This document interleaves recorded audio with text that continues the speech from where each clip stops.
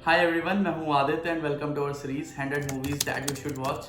अभी तक मैंने आपको 3 मूवी बताई है और इस एपिसोड में मैं आपको 2 मूवीज और बताने वाला हूं जो कि आपको देखनी चाहिए ज़रूर से ज़रूर। और जो मोस्ट इंटरेस्टिंग चीज़ है इन दोनों मूवीज़ की कि ये दोनों मूवीज़ पहली तो बात इंडियन मूवीज़ हैं और वी ऑफन कंसीडर कि इंडियन मूवीज़ उतनी अच्छी होती नहीं है और वर्ल्ड सिनेमा में उनका कुछ उतना रोल नहीं है, पर ये बहुत ही पुरानी मूवीज़ हैं और इनको बहुत ही ज़्यादा इंटरनेशनल अक्लेम मिल चुका है। जो दूसरी बहुत ही इंटरेस्टिंग बात है वो ये है कि इन दोनों मूवीज़ के डायरेक्टर हैं गुरुदत्त। पहली मूवी की बात करते हैं जो कि हमारी मूवी नंबर 4 है और इस मूवी का नाम है प्यासा। प्यासा को डायरेक्ट और प्रोड्यूस किया है गुरुदत्त ने और इसमें वहीदा रहमान है, जॉनी वॉकर हैं, माला है और गुरुदत्त खुद एज अ लीड एक्टर है। तो प्यासा की कहानी ये है कि एक पोएट है जो कि घर पे बैठा रहता है और कविताएं लिखता है और उसकी कविताओं को कोई नहीं पढ़ता है। उसके जो भाई हैं वो उन कविताओं को रद्दी में बेचते हैं और फिर वो इन्हीं सब चीज़ों से परेशान होकर के कि उसकी पोएट्री की कोई कद्र नहीं कर रहा है, घर से भाग जाता है और गुमनामी में जीने लगता है। फिर वहाँ पर जाके वो एक प्रोस्टिट्यूट से मिलता है जिसके साथ वो रहने लगता है और उसको अपनी कविताएं सुनाया बनाया करता है। ये सारी चीज़ें होती हैं। जो प्रोस्टिट्यूट है उसका रोल किया है वहीदा रहमान ने और वो बहुत ही इंटरेस्टिंग रोल है। उसका नाम रहता है फिल्म में गुलाबो। और मूवी में आगे जाकर के ये भी होता है कि जो गुरुदत्त है वो अपनी एक्स गर्लफ्रेंड से मिलते हैं और एक्स गर्लफ्रेंड के जो पति हैं वो एक पब्लिशर है। तो जो पब्लिशर है घोष यानी कि उसका नाम है, वो गुरुदत्त को अपने घर पे एज अ सर्वेंट रख लेता है।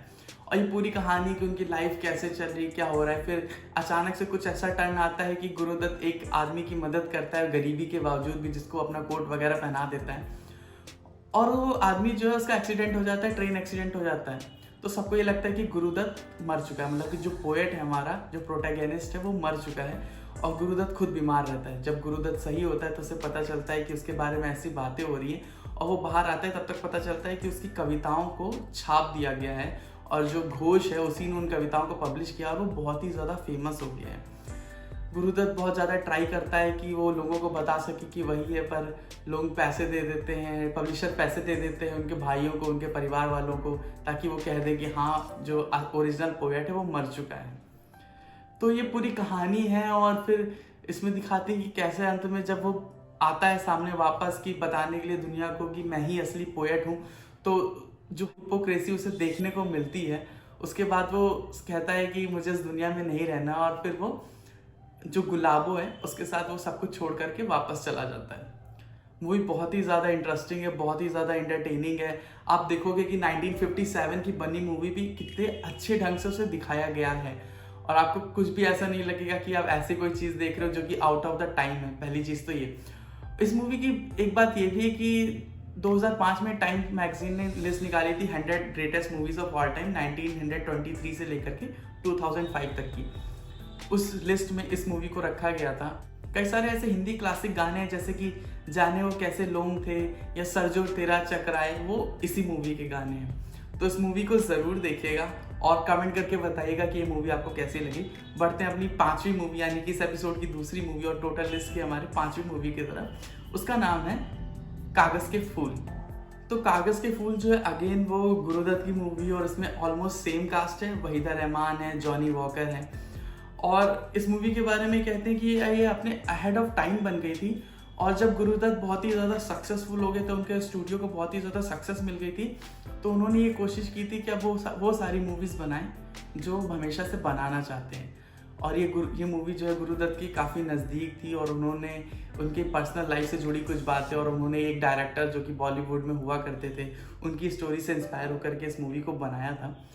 और इस मूवी को इसलिए भी जाना जाता है क्योंकि ये गुरुदत्त की शायद आखिरी डायरेक्टेड मूवी है। तो मूवी की बात करें तो मूवी की कहानी है कि एक आदमी है जो कि फिल्में बनाता है और उसकी बीवी उससे अलग रहती है क्योंकि बीवी के परिवार वालों को लगता है कि फिल्में बनाना एक अच्छा काम नहीं है, जो कि एक थ्योरी थी, एक फिलॉसफी थी back in to the days of 1950s और 1960s। तो जो डायरेक्टर है वो एक दिन अपनी बीवी को वापस बुलाने जाता है, पर बीवी के घर वाले बहुत ही ज़्यादा नौटंकी दिखाते हैं। वो वापस आते हैं तो उसको एक लड़की मिलती है गरीब सी, जिसको ठंड लग रही होती, तो वो उसको अपना जैकेट दे करके चला जाता है। और बाद में वो उस जैकेट को लौटाने जब उस आदमी के पास जाती है, कर देखता है डायरेक्टर यानी कि जो गुरुदत्त वो उसे देखता है तो उसे लगता है कि इस लड़की को तो हीरोइन होना चाहिए और फिर वो उसे देवदास में एज अ पारो के रोल के लिए रख लेता है। लड़की बहुत ही ज़्यादा फेमस हो जाती है, उसको बहुत ही ज़्यादा अक्लेम मिलने लगता है और उसी टाइम एंट्री होती गुरुदत्त की बेटी की, जो कि अपने पिता से अलग रह रही, माँ से अलग रह रही, बोर्डिंग स्कूल में पढ़ रही है।